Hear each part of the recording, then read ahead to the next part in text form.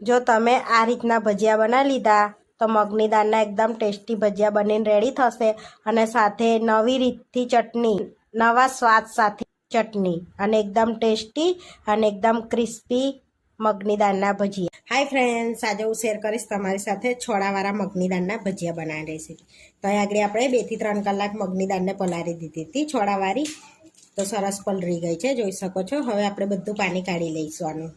તો અહીંયા આપણે બધું પાણી કાઢી લીધું છે અને છોડા નથી કાઢ્યા, છોડા રવા જ દીધા છે આપણે. તમારે કાઢવા હોય તો મચેડીને 2-3 પાણીએ ધોઈને કાઢી શકો છો. હવે મિક્સરમાં આપણે થોડી થોડી દાળ એડ કરીને સરસ પીસી લેવાની છે. તો અહીંયા મિક્સરના બાઉલમાં એડ કરી દઈશું. તો આપણે પાણી નથી એડ કરવાનું. હવે એની અંદર 1 ઇંચ આદુનો ટુકડો અને તીખાસ પ્રમાણે લીલા મરચાં આમાં જ પીસી દઈશું આપણે. તો પાણી વગર સરસ પીસી લેવાનું છે, ઠીક એવું. તો આપણે ચેક કરી લઈશું. તો સરસ એવી દાળને પીસી લીધી છે આપણે. તો બાઉલમાં કાઢી લઈશું એક આપણે. તો બધી દાળ આપણે પીસી લીધી છે આ રીતે. તો અહીંયા 1 કપ આપણે દાળ પલાળી હતી. તો આપણે સરસ એવી મગની દાળને જોઈ શકો છો, સરસ પીસી લીધી છે આ રીતની. તો હવે પહેલાં આપણે એને ફેટી લઈશું જેથી ફ્લફી બેટર તૈયાર થઈ જાય. તો પાણી વગર પીસશો ને તો આ રીતનું થીક રહેશે. પાણી એડ કરશો તો બેટર પતલું થઈ જશે, તો આપણા ભજીયા બરાબર નહીં ઉતરે. હવે આપણે સરસ આ રીતે વિસ્કરથી ફેટી લેવાનું છે ને, જેથી સરસ બેટર ફ્લફી થઈ જશે આપણું આ રીતે. તો 2 થી 3 મિનિટ સુધી આપણે એને ફેટીશું. તો સરસ આપણે એવું ફેટી લીધું છે, જોઈ શકો છો આ રીતનું. હવે એની અંદર આપણે મસાલો કરીશું. તો ઝીણી કટ કરેલી ડુંગળી એડ કરી દઈશું. આપણે લીલા મરચાં તો અંદર એડ કર્યા જ છે, તો જો તમારે એડ કરવા હોય તો ઉપરથી કટ કરીને એડ કરી દેવાના. અને અડધી ચમચી મરિયા લીધા છે, તો અચકચરા વાટીને આપણે લીધા છે, જેથી એકદમ ટેસ્ટ એનો અલગ લાગશે ભજીયાનો. અને સૂકા ધાણાને પણ વાટી લીધા છે આ રીતના અચકચરા, એ પણ એડ કરી દઈશું આપણે. સ્વાદ પ્રમાણે મીઠું એડ કરીશું, થોડાક ધાણા એડ કરીશું, થોડી હિંગ એડ કરીશું. હવે સરસ બધું મિક્સ કરી લઈશું આપણે અંદર બેટરમાં. તો તમારું બેટર પતલું થઈ જાય તો તમે એની અંદર બેસન યા થોડોક રવો એડ કરી શકો છો, જેથી ક્રિસ્પી થશે ઉપરથી. એમ રવો એડ કરવાથી. ના કરવો હોય તો બેસન એડ કરી દેજો. તો સરસ એવું આપણે બધું મિક્સ કરી દીધું છે. તો હવે આપણે એની જોડે ખાવાથી એકદમ ટેસ્ટી અને અલગ રીતની ચટણી બનાવી લઈશું. તો આને થોડીક વાર રેસ્ટ આપીશું. તો અહીં આગળ આપણે એકદમ અલગ રીતે ચટણી બનાવીએ છીએ. તો અહીંયા આગળ ધાણા લઈ લીધા છે 1 વાડકી જેટલા, જે દાંડી સંગાત જ લીધા છે આપણે.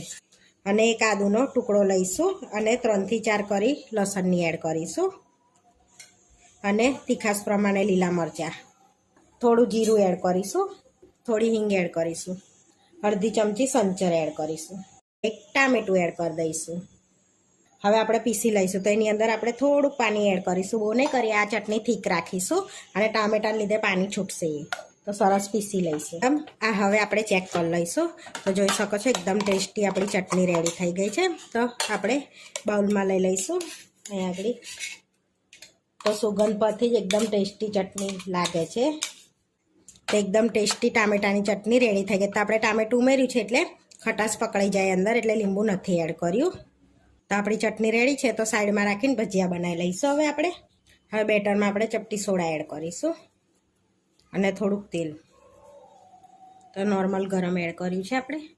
હવે મિક્સ કરી લઈશું બધું સરસ એવું. તો બધું સરસ મિક્સ કરી દીધું છે. હવે ભજીયા બનાવી લઈશું.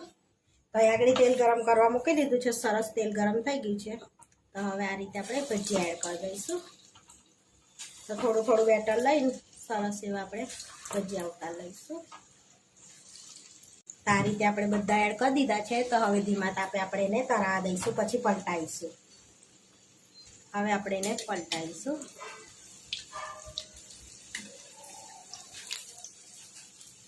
ધીમા તાપે સરસ એવા તળાવવા દેવાના છે આપણે. તો સરસ એવા આપણા ભજીયા તળાઈ ગયા છે, જોઈ શકો છો. તો એકદમ ધીમા તાપે આપણે તળાવવા દેવાના, એટલે અંદર સુધી ચડી જાય. હવે આપણે પ્લેટમાં લઈ લઈશું તેલ નિતારી. તો આ રીતે તેલ નિતારી અને પ્લેટમાં લઈ લઈશું. તો ઉપરથી સરસ એવો ક્રિસ્પી અવાજ આવે છે. આ રીતે બીજા પણ આપણે તળી લઈશું. તો આપણે ભજીયા તળીને રેડી કરી દીધા છે. હવે સર્વ કરી લઈશું. તો અહીંયા આપણે ભજીયા લઈ લઈશું. અહીંયા ડુંગળી લઈ લઈશું આપણે. તો અહીંયા જે ચટણી બનાવી છે ને એને આપણે લઈ લઈશું ટામેટાની. તો તોડીને બતાવું તો જોઈ શકો છો એકદમ ક્રિસ્પી અને ટેસ્ટી આપણા ભજીયા બનીને રેડી થઈ ગયા છે.